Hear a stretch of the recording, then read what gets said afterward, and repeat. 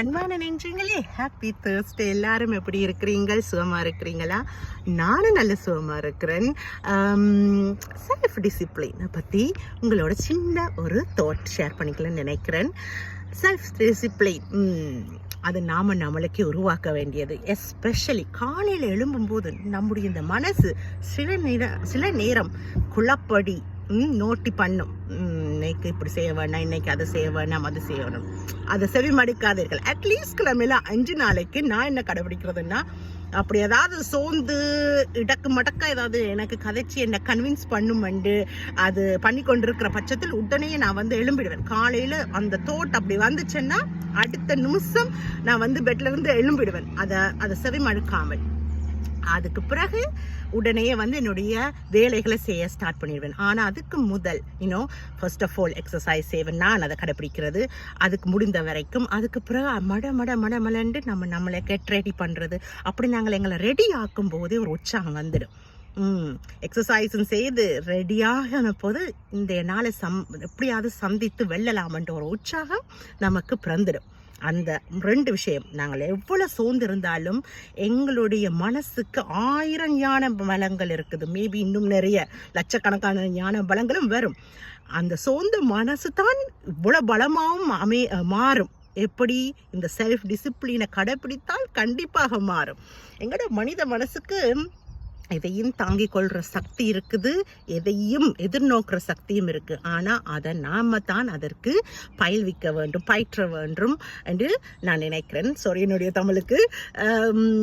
So அதனால் காலையில் எழும்பினோடனே மல்லன்னு உங்களுக்கு பிடித்த விஷயங்களை செய்யுங்க.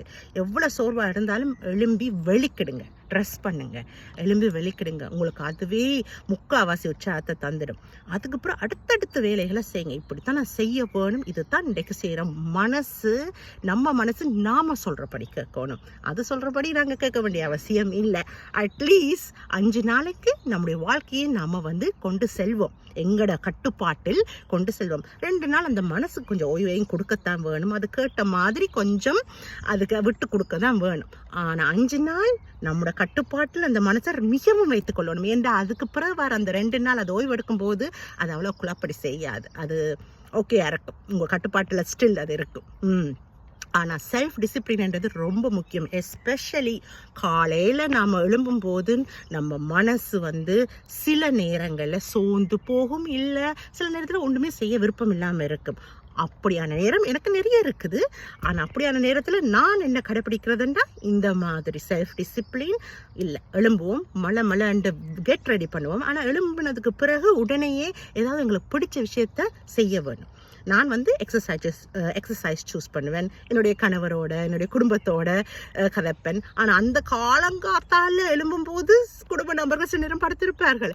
அப்படி இருக்கும்போது உடனேயே பிடிச்ச விஷயமா எக்ஸசைசஸ் போய் செய்துட்டு அதுக்கு பிறகு குடும்ப நபரோட கதைச்சிட்டு தென் பிடிச்ச மாதிரி வெளிக்கிட்டு பிடிச்ச மாதிரி என்ன சாப்பாடு சாப்பிடணுமோ, உடம்புக்கும் மனசுக்கும் தெம்பு கொடுக்குற சாப்பாடு சாப்பிட்டு இல்லை இன்றைக்கு ஃபேஸ் பண்ணிட்டு வரத்தான் வேணுமென்ட்டு செல்ஃப் டிசிப்ளினாக செய்யும் போது மல்லன்னு அடுத்தடுத்த விஷயங்களை செய்திடுவோம் தானே. அப்படி செய்யும் பட்சத்தில் இரவு வந்துடும்.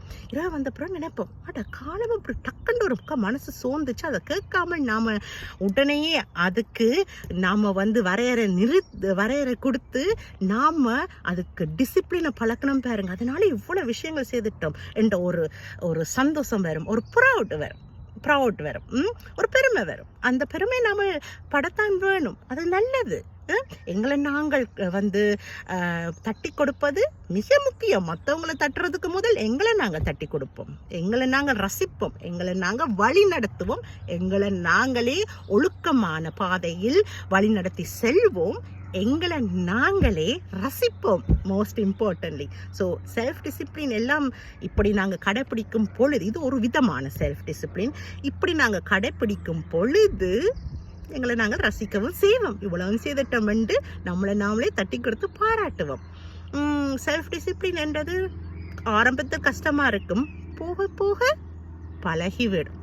ஓகே, இது என்னுடைய இன்றைய நாள் தாட்ஸ். இது நான் கடைப்பிடிப்பது, என்னுடைய கணவர் கடைப்பிடிப்பது, என்னுடைய சகோதரங்கள் கடைப்பிடிப்பதும் கூட.